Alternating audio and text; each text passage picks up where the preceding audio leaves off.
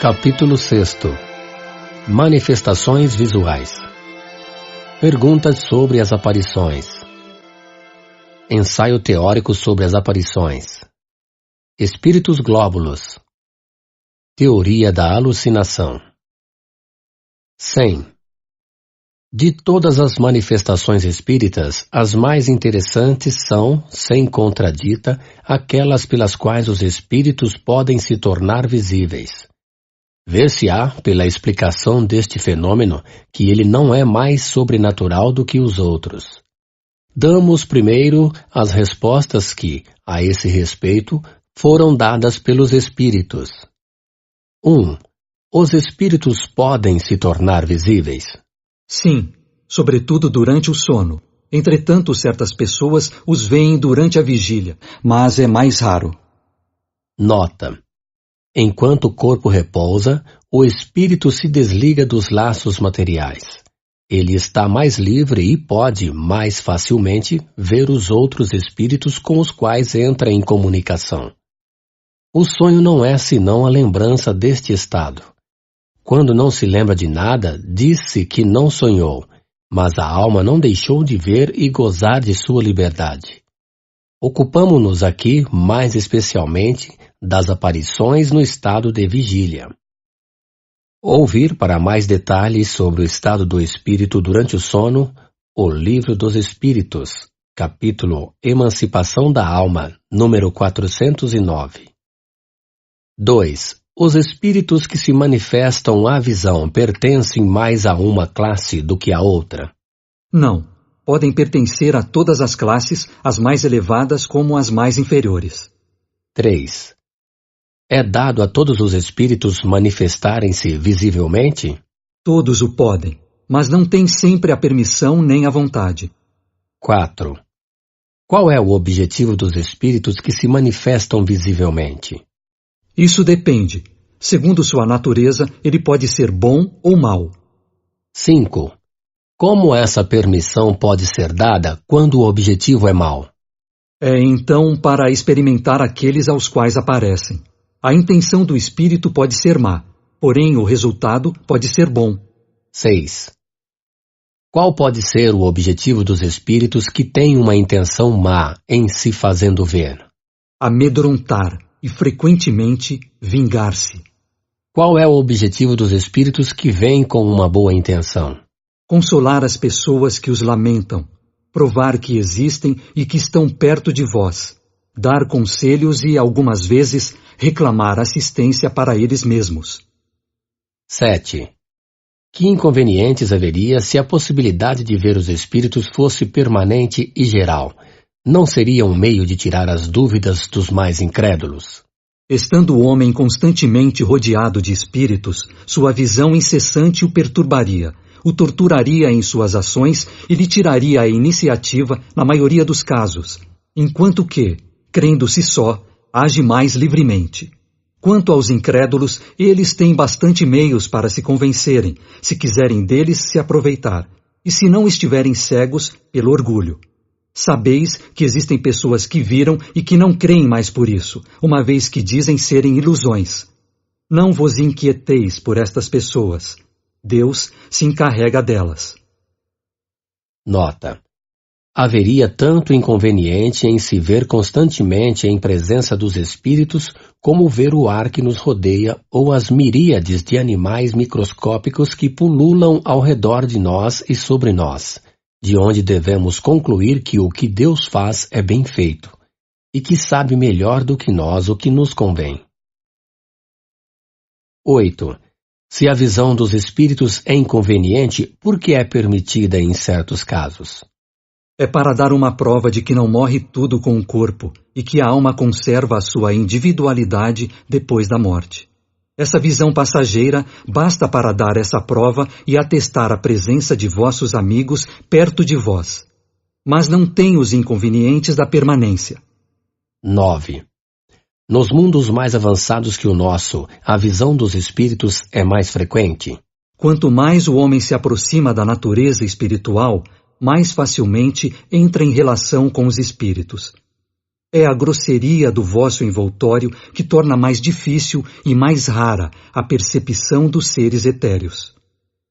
10. É racional se amedrontar com a aparição de um espírito? Aquele que reflete deve compreender que um espírito, qualquer que seja, é menos perigoso do que um vivo. Os espíritos, aliás, vão por toda parte e não se tem necessidade de vê-los para saber que se pode tê-los ao vosso lado. O espírito que quisesse causar dano poderia causá-lo sem se fazer ver, e mesmo com mais segurança. Não é perigoso porque é espírito, mas pela influência que pode exercer sobre o pensamento, desviando do bem e compelindo ao mal. Nota: as pessoas que têm medo na solidão ou obscuridade raramente têm consciência da causa do seu pavor. Não saberiam dizer do que têm medo, mas seguramente deveriam temer mais de encontrar homens do que espíritos, porque um malfeitor é mais perigoso vivo do que depois de sua morte.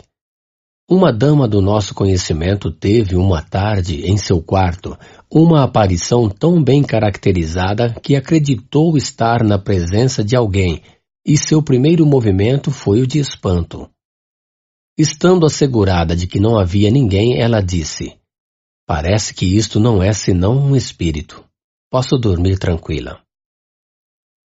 11.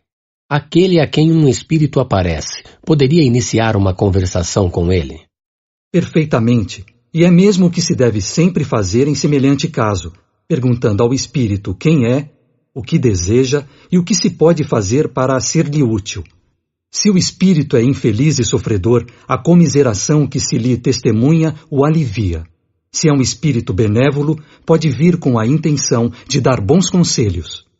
Nesse caso, como o espírito pode responder? Às vezes o faz por meio de sons articulados, como faria uma pessoa viva. O mais frequentemente, a transmissão de pensamentos. 12. Os espíritos que aparecem com asas, as têm realmente ou essas asas não são mais do que uma aparência simbólica? Os espíritos não têm asas. Delas não têm necessidade, uma vez que podem se transportar por toda parte como espíritos. Aparecem segundo o modo com o qual querem sensibilizar a pessoa a qual se mostram. Uns aparecerão com o traje vulgar.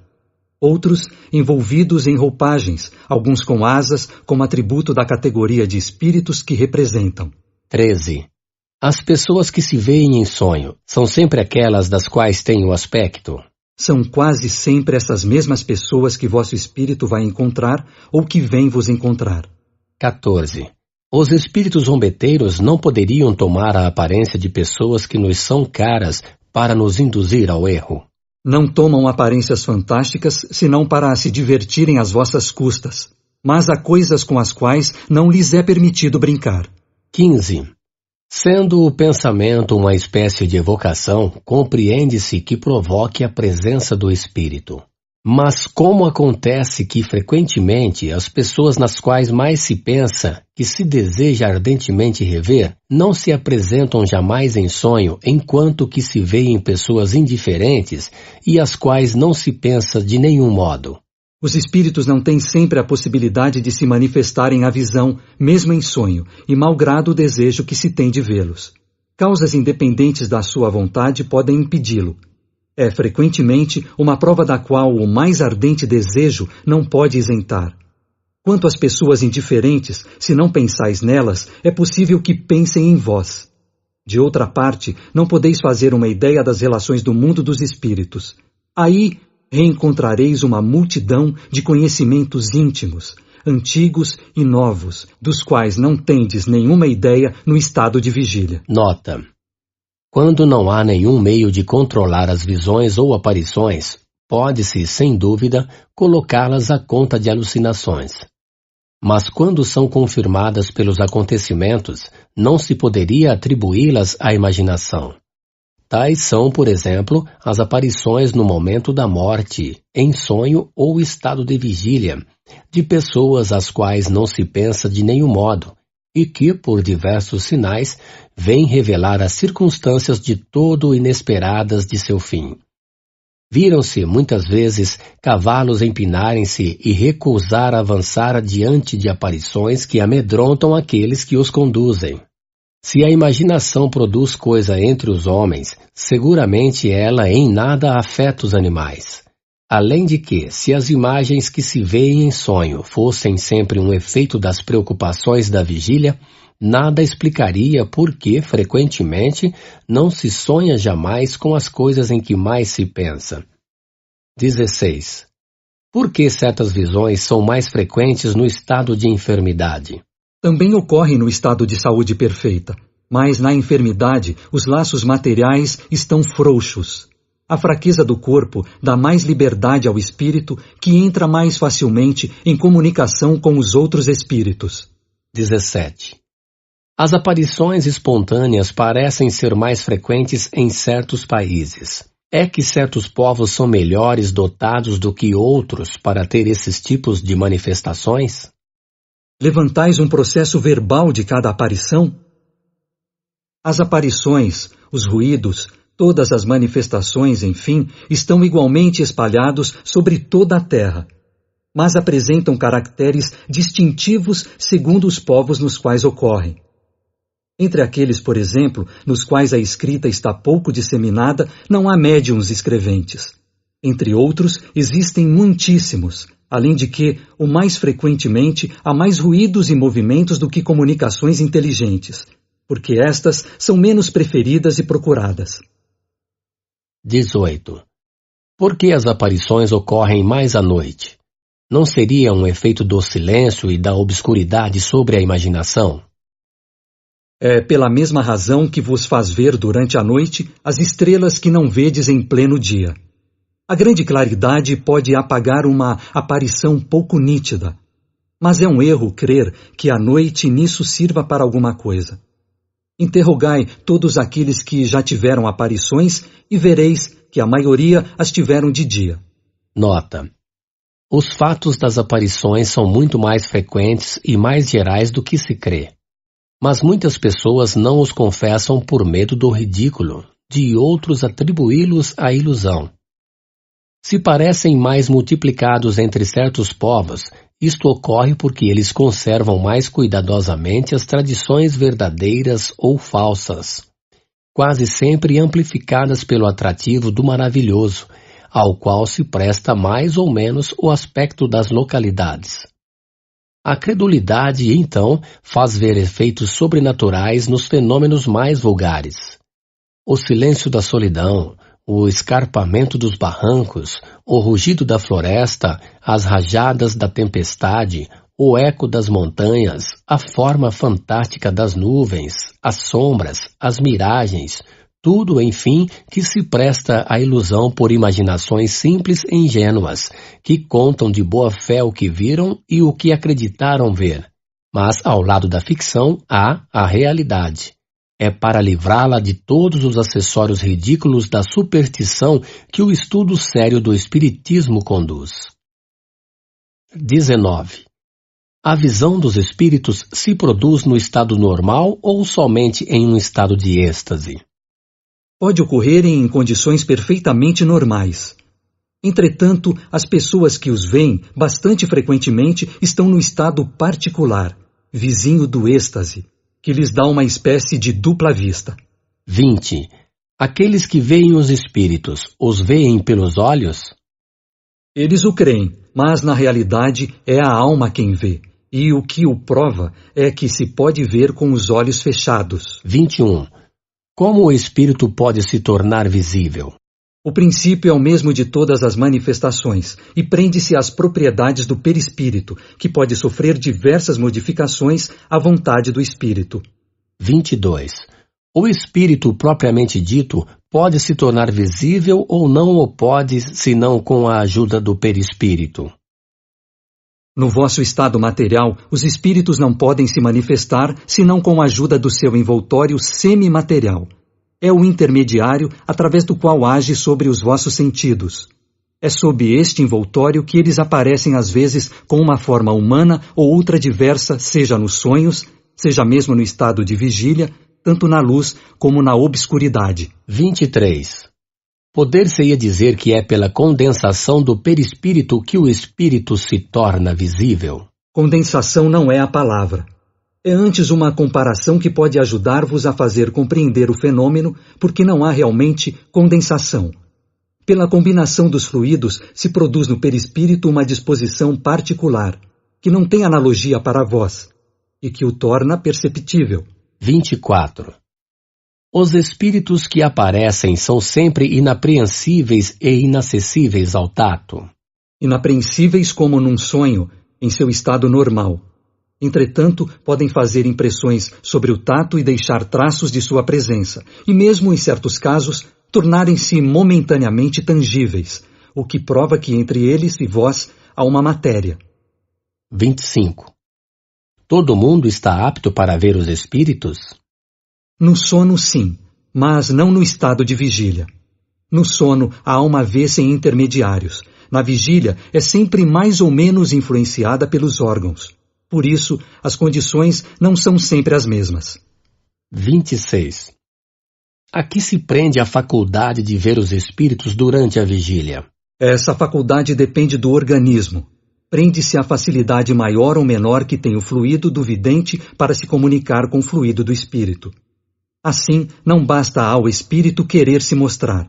É preciso ainda que se encontre na pessoa a qual quer se fazer ver a aptidão necessária.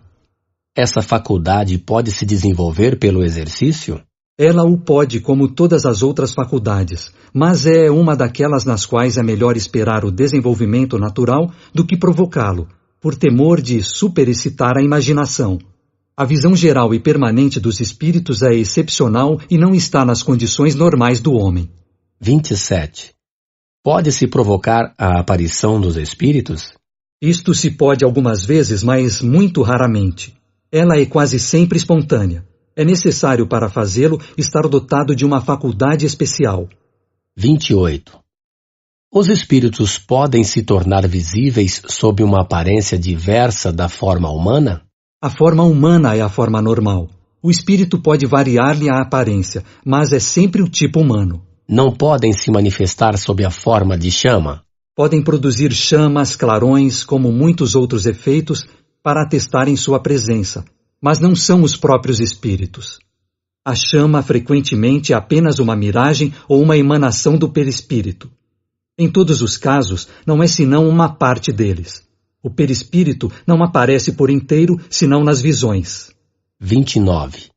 Que pensar da crença que atribui os fogos fátuos à presença de almas ou espíritos? Superstição resultante da ignorância. A causa física dos fogos fátuos é bem conhecida. A chama azul que apareceu, disse sobre a cabeça do menino Servius Tullius, é uma fábula ou uma realidade? Era real. Foi produzida pelo espírito familiar que queria advertir a mãe. Essa mãe, médium vidente, havia percebido uma irradiação do espírito protetor de seu filho. Todos os médiuns videntes não veem no mesmo grau, como os médiuns escreventes não escrevem todos a mesma coisa. Enquanto essa mãe não via senão uma chama, um outro médium teria podido ver o próprio corpo do espírito. 30. Os espíritos poderiam se apresentar sob a forma de animais? Pode ocorrer, mas são sempre espíritos muito inferiores que tomam essas aparências. Isso não seria, em todo caso, senão uma aparência momentânea, porque seria absurdo crer que um animal verdadeiro qualquer possa ser a encarnação de um espírito. Os animais são apenas animais e nenhuma outra coisa. Nota. Só a superstição pode fazer crer que certos animais são animados por espíritos. É necessária uma imaginação bem complacente ou muito impressionada para ver alguma coisa de sobrenatural nas circunstâncias um pouco bizarras, nas quais, algumas vezes, eles se apresentam. Mas o medo faz ver o que não existe. O medo nem sempre é a fonte dessa ideia. Conhecemos uma dama muito inteligente, de resto, que se afeiçoou em excesso por um grande gato negro, porque o acreditava de uma natureza sobreanimal. Mas não havia jamais ouvido falar do espiritismo. Se o tivesse conhecido, lhe faria compreender o ridículo da causa de sua predileção, provando-lhe a impossibilidade de uma tal metamorfose. Ensaio teórico sobre as aparições. 101. As mais comuns manifestações aparentes ocorrem no sono pelos sonhos, são as visões. Não pode entrar em nosso plano examinar todas as particularidades que os sonhos podem apresentar. Resumimos-nos dizendo que eles podem ser uma visão atual de coisas presentes ou ausentes, uma visão retrospectiva do passado e, em alguns casos excepcionais, um pressentimento do futuro. São também, frequentemente, painéis alegóricos que os espíritos fazem passar sob nossos olhos para nos dar úteis advertências e salutares conselhos, se são bons espíritos. Ou para nos induzir ao erro e lisonjear nossas paixões, se são espíritos imperfeitos. A teoria seguinte se aplica aos sonhos e a todos os casos de aparições. Ouvir o Livro dos Espíritos, número 400 e seguintes. Cremos fazer justiça ao bom senso de nossos ouvintes em refutando o que há de absurdo e de ridículo nisso que, vulgarmente, se chama interpretação dos sonhos. 102. As aparições, propriamente ditas, têm lugar no estado de vigília e quando se goza da plenitude e da inteira liberdade das faculdades. Apresentam-se, geralmente, sob uma forma vaporosa e diáfana, algumas vezes vaga e indecisa. À primeira vista, frequentemente, é um clarão esbranquiçado cujos contornos se desenham pouco a pouco. De outras vezes, as formas são nitidamente acentuadas e se distinguem os menores traços fisionômicos, a ponto de se poder fazer uma descrição muito precisa. As maneiras, o aspecto, são semelhantes aos que o espírito tinha quando encarnado. Podendo tomar todas as aparências, o espírito se apresenta sob aquela que melhor o faz reconhecer, se tal é o seu desejo. Assim, embora como espírito não tenha nenhuma enfermidade corporal, ele se mostrará estropiado, coxo, corcunda, ferido, com cicatrizes, se isso for necessário para se constatar sua identidade. Esopo, por exemplo, como espírito, não é disforme, mas, se for evocado como Esopo, embora tenha tido várias existências depois, aparecerá feio e corcunda, com o traje tradicional. Uma coisa notável é que, a menos de circunstâncias particulares, as partes menos desenhadas são os membros inferiores, enquanto que a cabeça, o tronco, os braços e as mãos são sempre nitidamente observados. Assim não se o vê quase nunca andar, mas deslizar como as sombras. Quanto ao traje, o mais ordinariamente se compõe de uma roupagem terminando em longo franzido flutuante. Em todo caso, é com uma cabeleira ondulante e graciosa a aparência dos espíritos que nada conservaram das coisas terrestres. Mas os espíritos vulgares, os que se conheceu, têm geralmente o traje que usavam no último período de sua existência. Frequentemente tem atributos característicos de sua elevação, como uma auréola ou asas para aqueles que se podem considerar como anjos, enquanto outros têm algo que lembra suas ocupações terrestres. Assim, um guerreiro poderá aparecer com sua armadura, um sábio com livros, um assassino com um punhal, etc. Os espíritos superiores têm uma figura bela, nobre e serena. Os mais inferiores têm alguma coisa de selvagem e de bestial e, algumas vezes, carregam ainda os traços de crimes que cometeram ou de suplícios que tenham suportado. A questão do traje e de todos os seus acessórios pode ser a que mais espanta. Voltaremos ao assunto em um capítulo especial, porque dá lugar a outros fatos muito importantes. 103. Dissemos que a aparição tem qualquer coisa de vaporosa. Em certos casos, poder-se-ia compará-la à imagem refletida num espelho sem aço e que, malgrado sua nitidez, não impede de se ver através dela os objetos que estão por detrás. A miúdo é assim que as distinguem os médiuns videntes. Veem-nas irem, virem, entrarem em um apartamento ou dele saírem, circular entre a multidão de vivos, tendo ares de, pelo menos para os espíritos vulgares, tomar parte ativa em tudo o que se faz ao seu derredor e se interessar por tudo e escutar o que se diz. Comumente, se às vezes se aproximarem de uma pessoa, lhe soprarem ideias, a influenciarem, consolá-las se são boas, escarnecendo-as se são malignas, mostrando-se tristes ou contentes do resultado que obtêm. Em uma palavra, são o forro do mundo corporal. Tal é esse mundo oculto que nos rodeia, no meio do qual vivemos sem disso desconfiarmos, como vivemos sem desconfiarmos mais no meio de miríades do mundo microscópico. O microscópio nos revelou o mundo dos infinitamente pequenos que não supunhamos. O Espiritismo, com a ajuda dos médiuns videntes, nos revelou o mundo dos espíritos, que é também uma das forças ativas da natureza. Com a ajuda dos médiuns videntes, pudemos estudar o mundo invisível, iniciar-nos em seus hábitos, como um povo de cegos poderia estudar o mundo visível com a ajuda de alguns homens que gozassem da visão. Ouvir adiante, no capítulo dos médiuns, o artigo concernente aos médiuns videntes.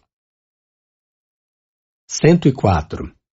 O espírito quer ou pode aparecer revestido, algumas vezes, de uma forma ainda mais nítida, tendo todas as aparências de um corpo sólido, a ponto de produzir uma ilusão completa e fazer crer que se está diante de um ser corporal. Em alguns casos, enfim, e sob o império de certas circunstâncias, a tangibilidade pode tornar-se real, quer dizer, se o pode tocar, apalpar, sentir a mesma resistência, o mesmo calor como da parte de um corpo vivo, o que não impede de se desvanecer com a rapidez do relâmpago. Então não é mais pelos olhos que se lhe constata a presença, mas pelo toque.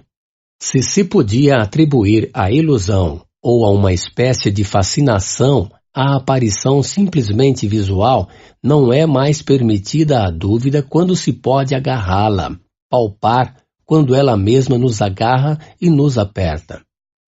Os fatos de aparições tangíveis são os mais raros, mas aqueles que ocorreram nestes últimos tempos, pela influência de alguns médiuns poderosos, entre outros o Sr. Homer, e que têm toda a autenticidade de testemunhos irrecusáveis, provam e explicam os que a história relaciona a respeito de pessoas que se mostraram, depois da morte, com todas as aparências da realidade.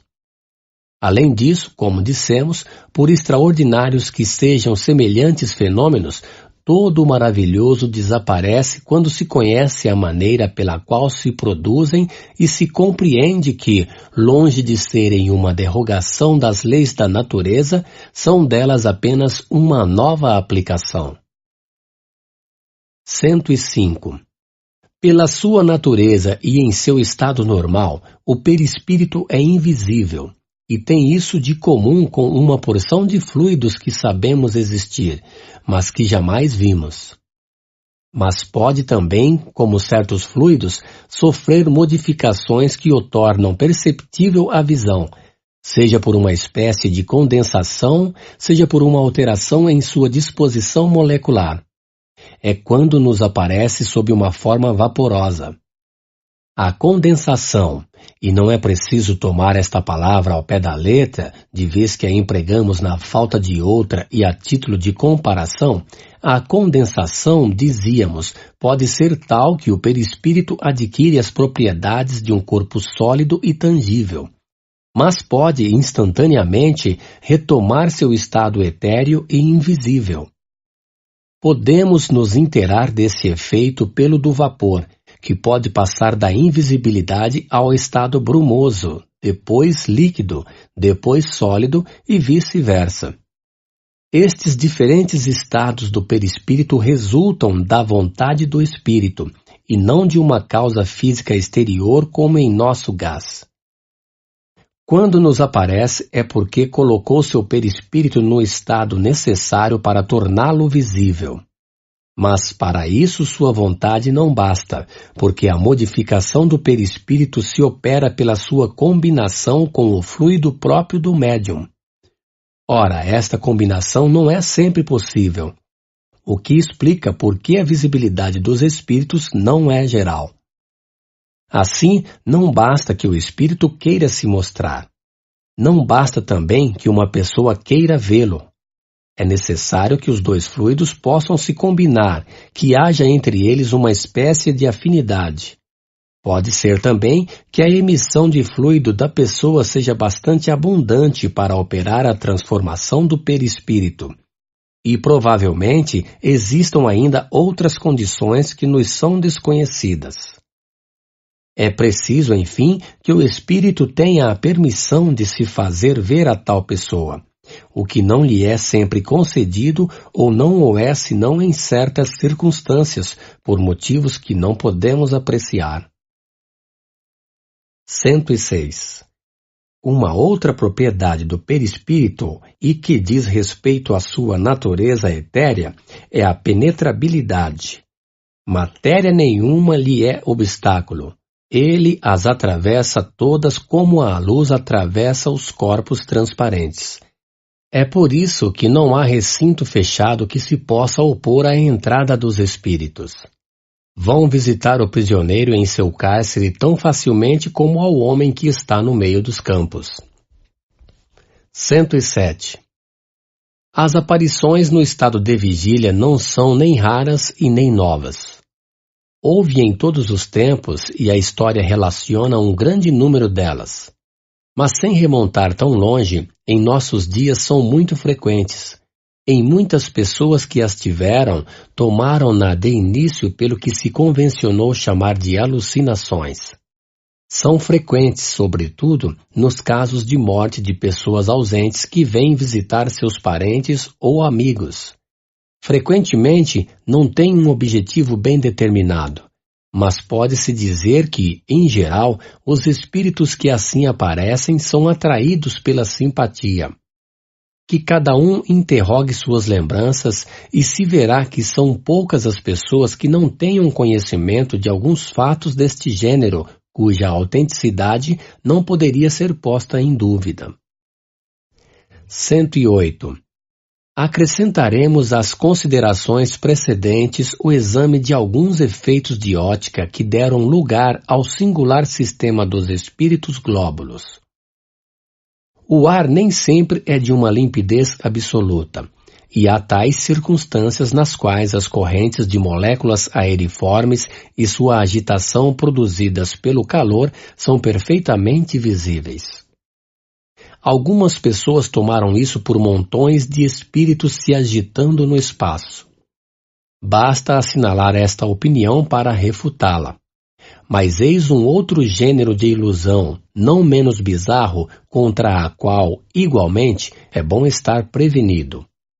O humor aquoso do olho oferece pontos dificilmente perceptíveis que perderam sua transparência. Esses pontos são como corpos opacos em suspensão no líquido do qual seguem os movimentos.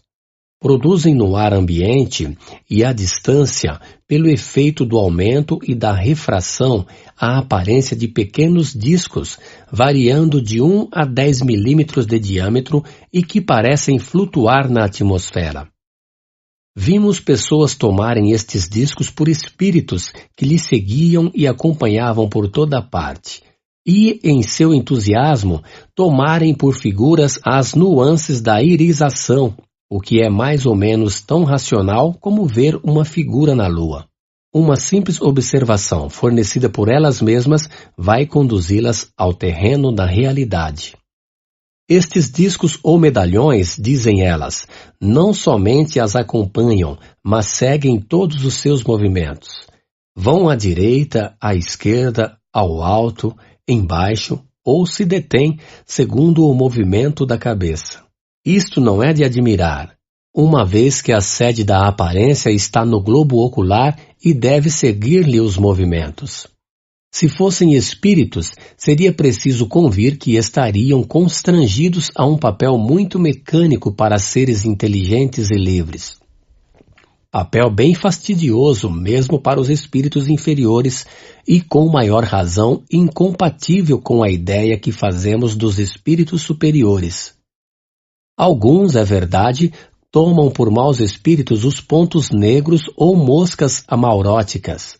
Estes discos, ao igual das manchas negras, têm um movimento ondulatório que não escapa jamais da amplitude de um certo ângulo, e o que se acrescenta à ilusão é que não seguem bruscamente os movimentos da linha visual.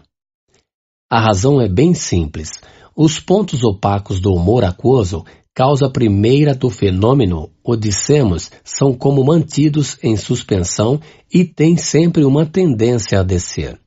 Quando sobem, é porque são solicitados pelo movimento do olho de baixo para cima. Mas, chegados a uma certa altura, se fixa o olho, vêem-se os discos descerem e depois deterem-se. Sua mobilidade é extrema, porque basta um movimento imperceptível do olho para fazê-los mudar de direção e percorrer toda a amplitude do arco no espaço onde se produz a imagem.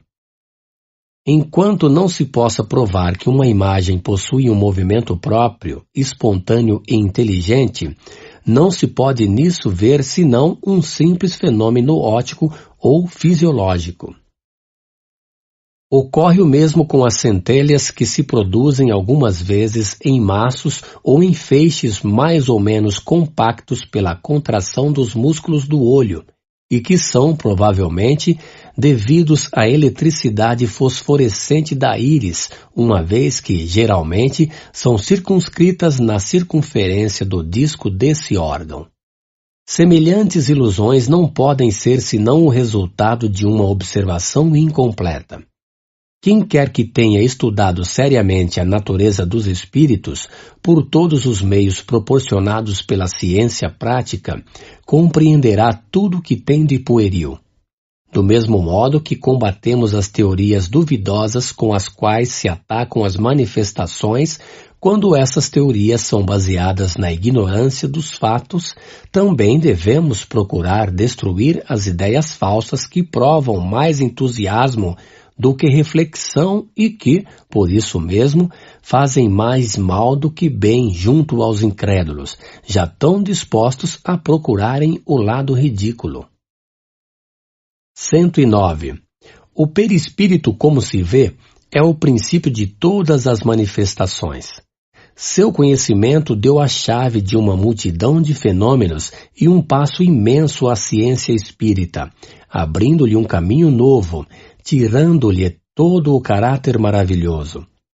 Encontramos pelos próprios espíritos porque, notai bem, foram eles que nos colocaram no caminho a explicação da ação dos espíritos sobre a matéria, do movimento dos corpos inertes, dos ruídos e das aparições. Aí encontraremos ainda a de vários outros fenômenos que nos restam a examinar, antes de passarmos ao estudo das comunicações propriamente ditas. Tanto melhor se as compreenderá quando melhor nos dermos conta das causas primeiras. Se compreendeu bem esse princípio, far-se-á por si mesmo sua aplicação aos diversos fatos que poderão se apresentar ao observador. 110. Estamos longe de considerar a teoria que damos como absoluta e como sendo a última palavra. Ela será, sem dúvida, completada ou retificada mais tarde por novos estudos, mas, por incompleta ou imperfeita que seja hoje, pode sempre ajudar a entender a possibilidade dos fatos por causas que nada têm de sobrenatural. Se é uma hipótese, não se lhe pode recusar o mérito da racionalidade e da probabilidade, e vale tanto como todas as explicações que dão os negadores para provar que tudo não é senão ilusão, fantasmagoria e subterfúgio nos fenômenos espíritas. Teoria da alucinação. 111. Os que não admitem o mundo incorpóreo e invisível creem em tudo explicar com a palavra alucinação. A definição dessa palavra é conhecida. Um erro, uma ilusão de uma pessoa que crê ter percepções que realmente não tem. No latim, hallucinare, erro, feito de ad lucem. Mas os sábios, que saibamos, ainda não deram a sua razão fisiológica. A ótica e a fisiologia, não parecendo se lhes ter mais segredos, como ocorre que não tenham ainda explicado a natureza e a origem das imagens que se oferecem ao espírito em certas circunstâncias? Querem tudo explicar pelas leis da matéria, seja, que deem, pois, por essas leis, uma teoria da alucinação. Boa ou má, será sempre uma explicação. 112. A causa dos sonhos jamais foi explicada pela ciência.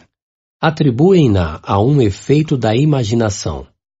Mas não diz o que é a imaginação, nem como produz essas imagens tão claras e tão nítidas que algumas vezes nos aparecem. É explicar uma coisa que não é conhecida por uma outra também desconhecida, e a questão permanece toda inteira. É, disse, uma lembrança das preocupações da vigília. Mas, admitindo mesmo esta solução, que não o é, restaria ainda saber qual é esse espelho mágico que assim conserve a impressão das coisas. Como explicar, sobretudo, essas visões de coisas reais que jamais se viram no estado de vigília e aquelas mesmo em que jamais se pensou? Só o Espiritismo podia nos dar a chave desse fenômeno bizarro, que passa desapercebido por causa da própria vulgaridade, como todas as maravilhas da natureza que calcamos sob nossos pés. Os sábios desdenharam de ocuparem-se com a alucinação. Seja ela real ou não, não deixa de ser um fenômeno que a fisiologia deve poder explicar, sob pena de reconhecer sua insuficiência. Se um dia um sábio empreender dar-lhe não uma definição, entendemos-nos bem, mas uma explicação fisiológica, veremos se sua teoria resolve todos os casos. Que não omita, sobretudo, os fatos tão comuns de aparições de pessoas no momento de sua morte. Que diga de onde vem a coincidência da aparição com a morte da pessoa. Se fosse um fato isolado, poder-se-ia atribuí-lo ao acaso. Mas, como é muito frequente, o acaso não tem essas reincidências. Se aquele que vê a aparição ainda tivesse a imaginação impressionada pela ideia de que a pessoa deve morrer, seja. Mas, frequentemente, a que aparece é aquela com quem ele menos sonha. Portanto, a imaginação nada tem com isso. Pode-se explicar ainda menos pela imaginação as circunstâncias da morte da qual não se tem nenhuma ideia. Os alucinacionistas dirão que a alma, se tanto é que admitem uma alma, tem momentos de superexcitação em que suas faculdades estão exaltadas. Estamos de acordo, mas quando aquilo que ela vê é real, não é, pois, uma ilusão. Se na sua exaltação a alma vê uma coisa que não está presente, é, portanto, que ela se transporta. Mas se nossa alma pode se transportar até uma pessoa ausente, por que a alma dessa pessoa não se transportaria até nós? Que, em sua teoria da alucinação, queiram ter em conta estes fatos, e não se esqueçam de que uma teoria a qual se pode opor fatos contrários é, necessariamente, falsa ou incompleta. À espera de suas explicações, vamos tentar emitir algumas ideias a esse respeito. 113. Os fatos provam que há verdadeiras aparições, as quais a teoria espírita explica perfeitamente e que só podem ser negadas por aqueles que nada admitem fora do organismo. Mas, ao lado das visões reais, há alucinações no sentido ligado a essa palavra. Isso não é duvidoso. Qual é sua origem? São os espíritos que vão nos colocar na pista, porque a explicação nos parece inteiramente contida nas respostas dadas às questões seguintes. As visões são sempre reais ou algumas vezes são o efeito da alucinação? Quando se vê, em sonho ou de outro modo, o diabo, por exemplo, ou outras coisas fantásticas que não existem, isso não é um produto da imaginação? Sim, algumas vezes quando se está impressionado por certas leituras ou por histórias de feitiçaria que impressionam. Se as recorda, pode-se crer ver o que não existe. Mas dissemos também que o espírito, sob seu envoltório semimaterial, pode tomar todas as espécies de formas para se manifestar. Um espírito zombeteiro pode, pois, aparecer com chifres e garras, se isso lhe apraz, para se divertir com a credulidade, como um bom espírito pode se mostrar com asas e uma figura radiosa. Podem-se considerar como sendo aparições as figuras e outras imagens que se apresentam frequentemente no semissono ou simplesmente quando se fecham os olhos? Desde que os sentidos se entorpecem, o espírito se desliga e pode ver ao longe ou perto aquilo que não podia ver com os olhos.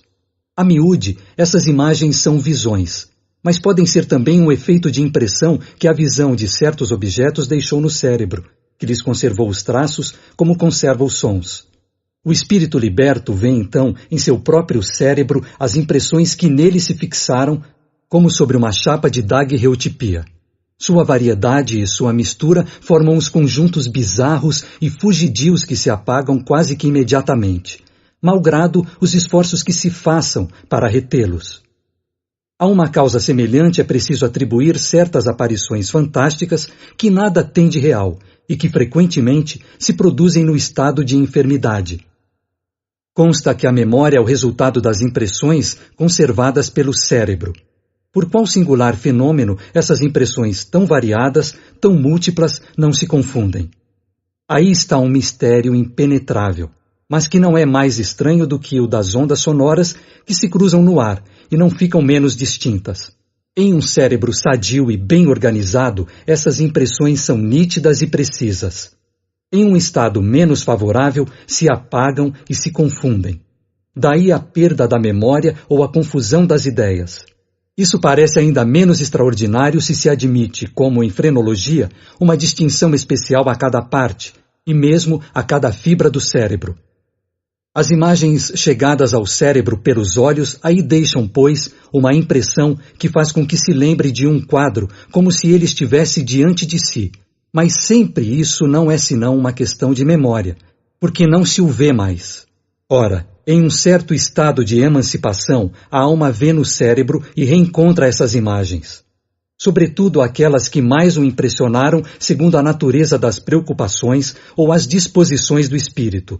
E é assim que reencontra a impressão de cenas religiosas, diabólicas, dramáticas, mundanas, de figuras de animais bizarros que viu em uma outra época, em pintura ou mesmo em narrações, porque as narrações também deixam impressões.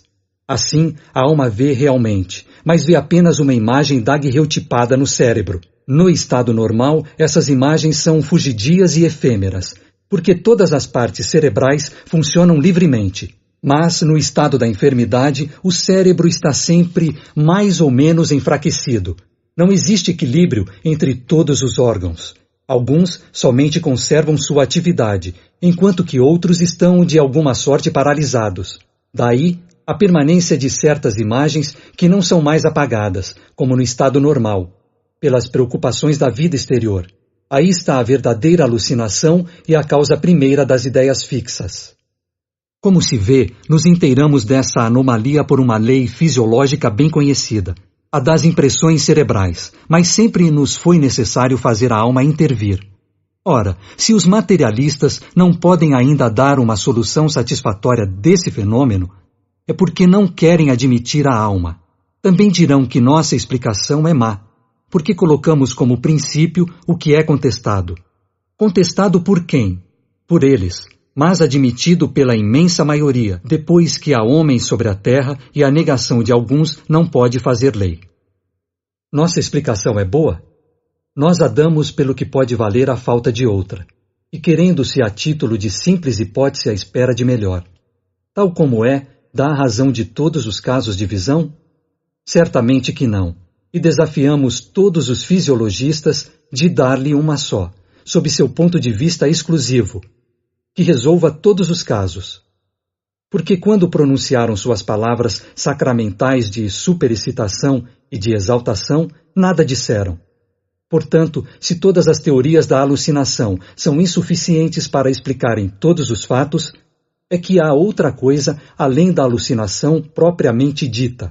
Nossa teoria seria falsa se a aplicássemos a todos os casos de visão, porque alguns viriam contradizê-la. Pode ser justa se a restringimos a certos efeitos.